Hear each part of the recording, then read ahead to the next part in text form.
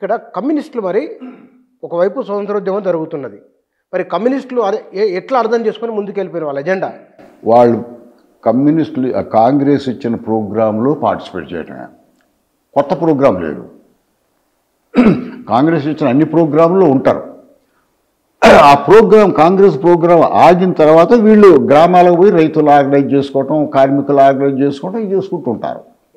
అది కమ్యూనిస్టుల strategy. So కమ్యూనిస్టులు ఏమైందంటే 40 వరకు వచ్చే రెండో ప్రపంచ యుద్ధం వచ్చే వరకు బలంగా పోరాటాలు మొదలైన కింద ప్రజలు ఇండిపెండెంట్గా.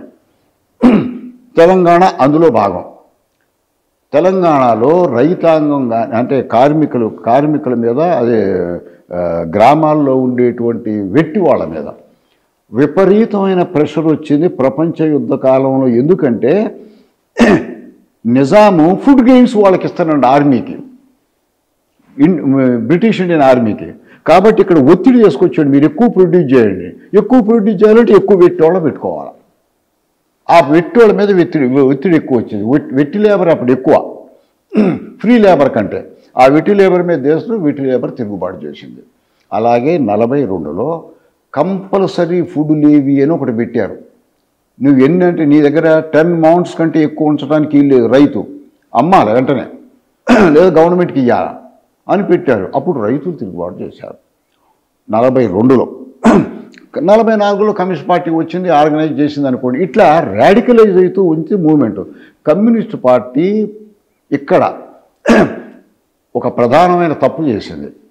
ప్రపంచ యుద్ధంలో రష్యా వచ్చి యుద్ధంలో పార్టిసిపేట్ చేస్తున్న క్రమంలో రష్యా రావాల్సి వచ్చింది యుద్ధంలోకి, హిట్లర్కి వ్యతిరేకంగా.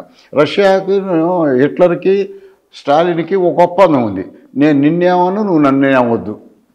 ఆయనకి ఏమనుకుంటుండే స్టాలిన్, ముందు అమెరికా నిన్ను, అదే ఇంగ్లాండ్ నిన్ను, ఫ్రాన్స్ని కథం చేస్తాడు హిట్లరు, అది నాకు ఒక సమస్య బాధ్య వాళ్ళతో అనుకున్నాడు.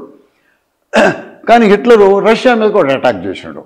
అప్పుడు భారతదేశంలో ఉన్న కమ్యూనిస్టులు ప్రపంచ యుద్ధంతో మేము ఉండం, స్టాలిన్ అదే ఇంగ్లాండ్తో ఉండం, మేము స్టాలిన్ మా పోరాటం చేసుకుంటుంటాం, స్టాలిన్ మీద పోరాటం జరుగుతుంది అని క్విట్ ఇండియా మూవ్మెంట్. అప్పుడు క్విట్ ఇండియా వచ్చింది. క్విట్ ఇండియా లేరు మొదట్లో. ఎందుకు? క్విట్ ఇండియా మూవ్మెంట్ చేసేటట్టయితే ఇంగ్లాండ్ మీద ప్రెషర్, ఇంగ్లాండ్ రష్యా కలిసి పనిచేస్తున్నాయి, తర్వాత మారినాయి. సో కాబట్టి ఏంటంటే అట్లా మొదటిసారి కమ్యూనిస్టులు బయట ఉన్నటువంటి ఒత్తిళ్ల ప్రకారంగా, బయట ఉన్న పరిస్థితుల ప్రకారంగా రాజకీయం చేయటం నేర్చుకున్నారు. కానీ భారతదేశంలో ఏమి జరుగుతుంది అనేది వాళ్ళు గ్రాస్ప్ చేయలేకపోయారు. అంచనా లేదు వాళ్ళకి స్టడీ లేదు. ఒక్కడే మహామేధావి కమ్యూనిస్టులో రజనీ పామ్దత్ ఇండియా టుడే అనే ఒక గ్రంథాన్ని రాశాడు. 1946లో అచ్చయింది. బ్రిటిష్ వాళ్ళు దాన్ని బ్యాన్ చేశారు. ఇప్పటికి కూడా కమ్యూనిస్టులు అందులో ఏముందో వాళ్ళకి తెలియదు. రజనీ పామ్దత్ చాలా గొప్ప. రజనీ పామ్దత్, ఆర్పి దత్ అంటారు. రజనీ పామ్దత్ ఆయన ఇండియా టుడే అనే పుస్తకం రాసి అసలు ఎట్లొస్తుంది, ఇదేంటి, మనం ఎలా పోవాలనేదంతా బాగా విశదీకరించాడు అందులో ఆ రోజుల్లోనే. ఇది మిగతా వాళ్ళందరికీ వెదలేదు. కొంతవరకు పీసీ జోషికి తెలుసు, ఫస్ట్ జనరల్ సెక్రటరీకి తెలుసు. సో కాబట్టి ఏంటంటే అక్కడ ఒక తప్పు చేశారు. వాళ్ళు ఎలా చేయాలి అనేటువంటిది అర్థం కాలే. గాంధీ కమ్యూనిస్టులు బలంగా వచ్చటానికి వ్యతిరేకంగా నెహ్రూను ముందు పెట్టిండు. నెహ్రూ సోషలిస్ట్ కదా, మీరెందని అంటున్నారు సోషలిస్ట్? అరే మీకంటే ముందు ఆయన చెప్పింది సోషలిజం అనే మంత్రం, ఆ మంత్రం తీసుకొచ్చి మీ ఎదరుగా చెప్పిండు ఆయనే అని గాంధీ నెహ్రూను ముందు పెట్టిండు. ఆయన అనుకున్నాడుగా నా నాయకత్వాన్ని వీళ్ళు ప్రశ్నం చేస్తున్నారని అనుకున్నాడు. ఆయన క్లియర్గా స్టేట్మెంట్ ఇచ్చిండు. కమ్యూనిజం టోటలిటేరియనిజం, అది డెమోక్రసీని ఎస్టాబ్లిష్ చేయదు, అది డిక్టేటర్షిప్ని ఎస్టాబ్లిష్ చేస్తే భారతదేశానికి కమ్యూనిజం సూటబుల్ కాదు. నెహ్రూ అన్నాడు, గాంధీ అన్నాడు. వాళ్ళు ఏం చేయలేరు. ఒకవేళ కమ్యూనిస్టులు అధికారానికి వస్తే 1 ఇయర్గా ఇక్కడ ఉండడు అంటాడు. ప్రజల్లో స్వతంత్ర శక్తి ఇక్కడ ఎక్కువ. కమ్యూనిస్ట్ పార్టీ వచ్చి మేము మా పార్టీ కింద మీరు ఉండాలా అని చెప్పేసి అంటే ఉండరు ఇక్కడ భారతదేశంలో. నాకు తెలుసు నిజంగా గాంధీకి ప్రజల గురించి తెలిసినంత మిగతా వాళ్ళకి ఎవరికి తెలియదు. ఆయనకు రైతులు తెలుసు, దళితులు తెలుసు, ముస్లిమ్స్ తెలుసు, యూత్ తెలుసు, అందరితో పరిచయం ఆయనకి. అందరి దగ్గర పనిచేసి నేర్చుకొని రాజకీయాల్లోకి వచ్చాడు, ముందు రాలే. సో వీళ్ళందరూ తీసుకొచ్చి రాజకీయాల్లో పెట్టినవాడు గాంధీ. ఆ గాంధీకి అర్థమైంది కమ్యూనిజం ఈ దేశంలో పనికిరాదని క్లియర్గా చెప్పాడు. పీసీ జోషి ఏమన్నాడు దీనికి? PC Joshi silent worker. PC Joshi అర్థమవుతుంది, అంతా అర్థమైంది. కాంగ్రెస్ని ఛాలెంజ్ చేయడు పీసీ జోషి. ఇండిపెండెంట్గా పార్టీని బిల్డ్ చేస్తాడు. ఆల్టర్నేట్ కమ్యూనిస్ట్ కాంగ్రెస్ ఎప్పుడు వెనక తగ్గుద్దో అప్పుడు ముందుకు రావాలి, కానీ కాంగ్రెస్ని ఛాలెంజ్ చేయొద్దు. ఆయన యొక్క పాలసీ అది. కానీ మనం అంతా మనం నిర్మించుకోవాలి అని నిర్మించడం మాత్రం బ్రహ్మాండంగా చేస్తూ ఉన్నాడు. ఎప్పుడు గాంధీని విమర్శించలే, ఎప్పుడు నెహ్రూని విమర్శించలే. వాళ్ళతో కంటిన్యూస్ టచ్లో ఉంటాడు, మాట్లాడతాడు. వాడు ఉద్యమం చేస్తే చేద్దాం అంటాడు. అలా ఆయనకు అర్థమైంది భారతదేశంలో ఎలా ఉండాలండి. ఇంకొకటి పీసీ చూసి అర్థమైంది, మిగతా వాళ్ళకి అర్థం కాదు ఏంటంటే, కమ్యూనిస్టులు పుట్టే కంటే ముందే భారతీయులు ఒక జాతి స్వాతంత్రం కావాలని చెప్పింది కాంగ్రెస్. అది ప్రజల్లో నాటుకుపోయింది. మీరు ఎవరినన్నా అడగండి, తెలంగాణ ఆర్మ్డ్ స్ట్రగుల్ జరిగేటప్పుడు కూడా ఒక నిజాం అడిగాడు, ఏంట్రా మీరు నా మీద ఇంత గొడవ చేస్తున్నారు అని. ఒక రైతుని అరెస్ట్ చేశారులేండి. అరెస్ట్ చేసిన వాడిని సూర్యాపేట పోయి మీరేంటి, సూర్యాపేట పోయిండు. సూర్యాపేటలో అందరిని అరెస్ట్ చేసి అరెస్ట్ చేసి అక్కడ పెట్టమన్నాడు. ఓ 200 మందిని సూర్యాపేట చుట్టుపక్కల వాళ్ళందరిని అరెస్ట్ చేసినారు. అరెస్ట్ చేసిన నిజాం హైదరాబాద్ నుంచి వాడి దగ్గర పోయిండు. పోయి ఏంటి ఎన్నాళ్ళ బట్టి లేదే, మీరు మంచిగా పని చేస్తున్నారు, నేను మంచిగా చేస్తున్నా, మీకు మాకు గొడవ ఉందా, ఎన్నడన్నా మీరు పోరాటం చేసినారా నాకు వ్యతిరేకంగా, ఎందుకు ఇట్లా చేస్తున్నారు అని ఒక రైతుని అడిగిండు. ఒంటి మీద గుడ్డలు లేవు రైతుకి. ఇంత మోకాళ్ళ దగ్గర ఇంత గుడ్డ కట్టుకున్నాడు, పైన ఒక ఇది తలగుడ్డ తుండుగుడ్డ చుట్టుకున్నాడు.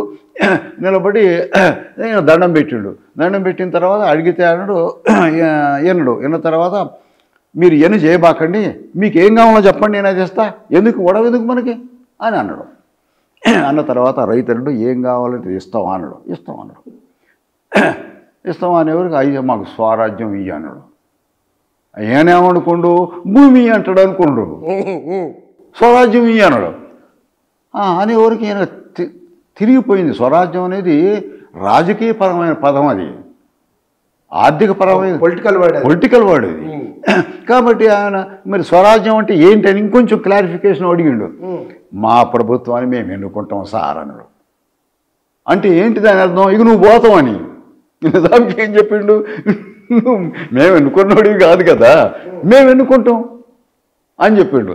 మీరు చూడండి, 46లో తెలంగాణలో ఉన్నటువంటి గ్రామాల్లో ఉన్నటువంటి రైతుకి భారతదేశంలో జరుగుతున్నటువంటి స్వరాజ్యం అనే మాట, స్వతంత్రం అనే మాట వాళ్ళకు పోయింది, వాళ్ళ మనసుల్లో ఉంది.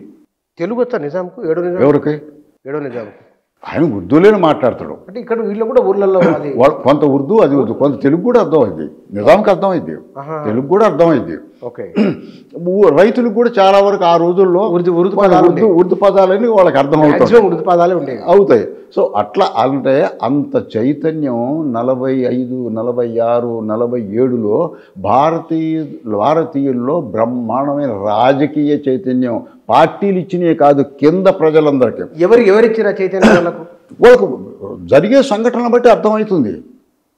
అంటే హైదరాబాద్ స్టేట్ కాంగ్రెస్ లేదా అనున్న హైదరాబాద్ స్టేట్ కాంగ్రెస్ ఏదో చిన్న చిన్న కార్యక్రమాలు చేసింది. స్టేట్ కాంగ్రెస్ 37, 38లో పుట్టింది. ఆ తర్వాత దాని కార్యక్రమాలు లేవు. కార్యక్రమాలు అంటే ఇక్కడ మీటింగులు పెట్టుకోవటం.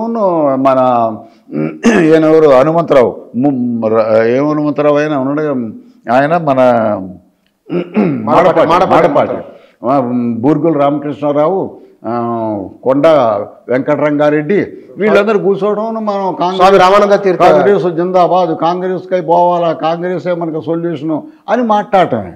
వాళ్ళు కాంగ్రెస్ వాళ్ళు అరే మీరు ఆగండ్రా అని చెప్పినారు హైదరాబాద్లో. వాడిని నిజాం నటుడు కాకుండా చేద్దామని వాళ్ళు చూస్తున్నారు.